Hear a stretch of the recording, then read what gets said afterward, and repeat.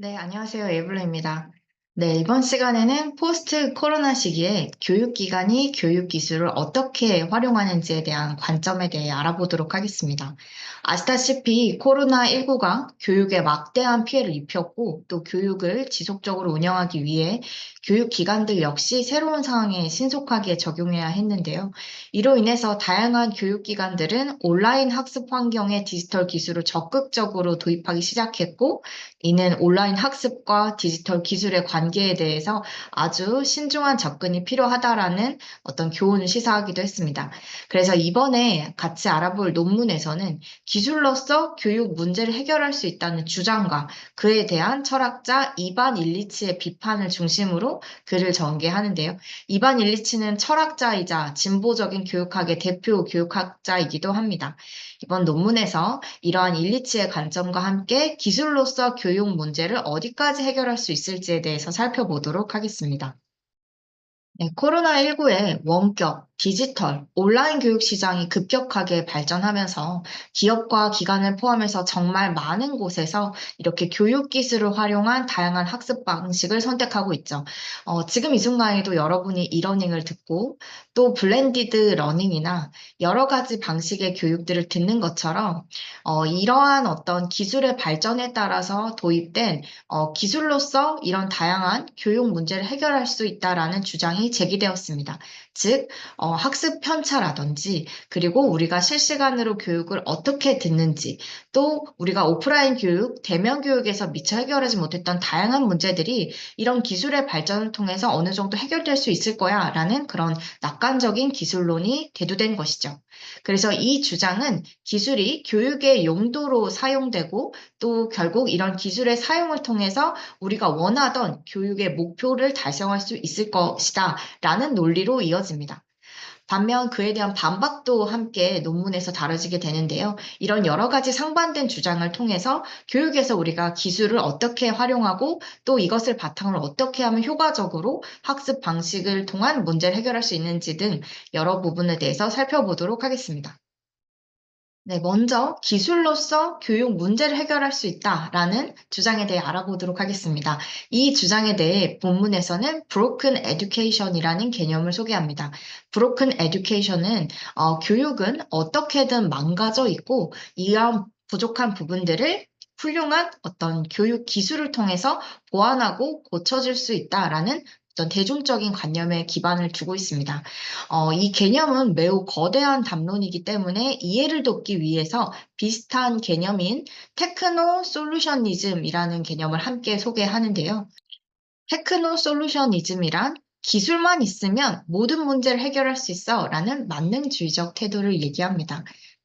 이러한 비슷한 두 가지 주장이 결국 주장하는 부분은 디지털 기술이 현재 우리가 당면하고 있는 다양한 교육 문제를 해결할 수 있다는 것이죠.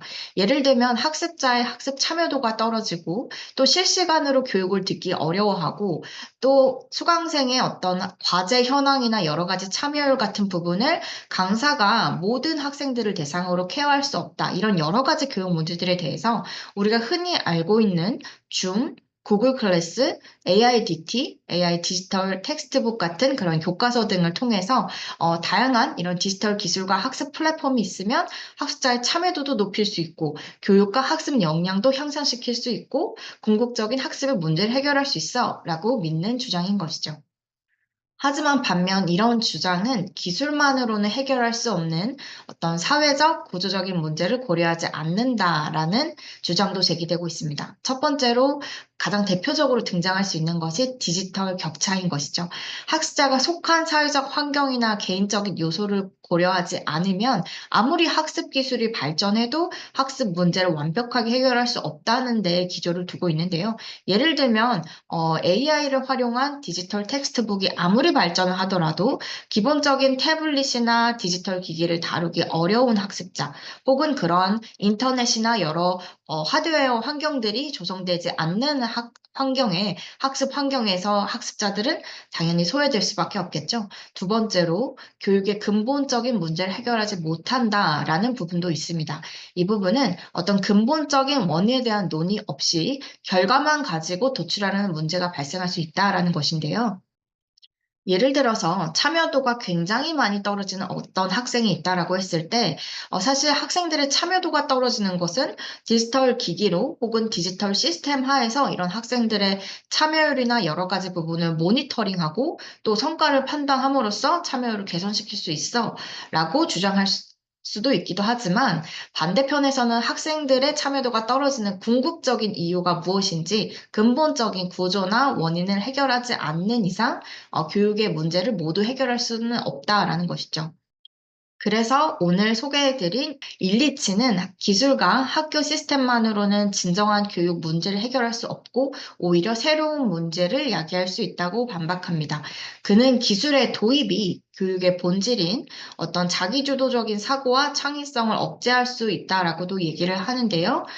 이와 더불어서 이 일리치 학자의 동료였던 프레이리 역시 기술의 도입은 학생들이 독립적으로 배우기보다는 정해진 틀과 시스템을 배우는 데 집중하게 만든다라고 얘기를 합니다. 그런 부분에서 일리치의 교육 철학은 결국 기술의 제약받는 현대사회 한계를 해결하려면 기술은 주도적이고 더 창의적인 수단으로서 가능해야 한다라고 주장을 하는데요. 특히 학교 시스템 측면에서 보티스트는 외부 기준과 규정에 맞춰서 자동화된 방식을 수행하는 기계적 학습자, 그리고 아티스트는 주체적으로 학습하는 자기 주도적 학습자로 지칭하고 있습니다. 이 내용을 앞서 말씀드린 일리치의 주장인 기술로서 교육 문제를 해결할 수 없다와 연관 짓는다면 기술 중심의 교육 시스템이 학습자의 자율성과 창의력을 억압해서 본질적인 교육의 자유를 침해한다라고 이해할 수 있죠. 결국에 아무리 학습 기술이 좋더라도 이런 학습 기술만 도입하면 어떤 교육이나 학습에서의 모든 문제를 해결할 수 있을 거야라는 낙관적이기만 한 사상 대신에 자율적인 학습 환경의 중요성을 계속해서 강조하고 있다라는 철학이 있다라는 부분을 염두에 둘 필요가 있겠습니다. 따라서 일리치는 교육이란 학생들의 관심과 경험을 중심으로 이루어져야 한다고 꾸준히 주장을 합니다. 물론 기술의 사용을 무조건적으로 반대하는 것은 아니지만 앞서 말씀드렸듯이 기술은 교육의 수단이어야 한다라는 점을 계속해서 강조하는 것이죠. 그래서 오늘 나온 본문의 결론은 결국 모든 교육 문제를 기술로 해결할 수 있다라는 주장은 교육이 해결해야 할 더 깊은 사회 문제를 일으킬 것이고, 나아가서는 교육 파괴라는 결과까지 나올 수 있다. 결국 교육은 인간의 성장을 돕는 것이기 때문에 이러한 교육 기술을 적절히 활용해서 사람들을 함께 연결하고 공통적인 문제를 토론해 나가고 배우고 해결하는 교육으로 성장해야 한다라고 얘기를 합니다.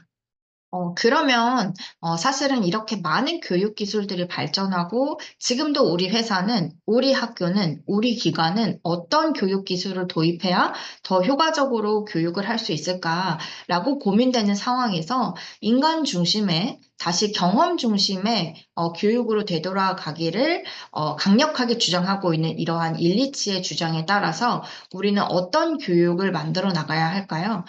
이번 논문에서는 이러한 어떤 성공적인 학습 솔루션을 위해서 반드시 유념해야 할 크게 두 가지를 언급하고 있습니다. 먼저 첫 번째로는 이제 P2P 교육과 두 번째로는 인간 중심의 프로젝트라는 부분인데요. 사실은 인간 중심의 프로젝트라는 말들이 조금 어색할 수 있기 때문에 하나씩 살펴서 설명을 드리도록 하겠습니다.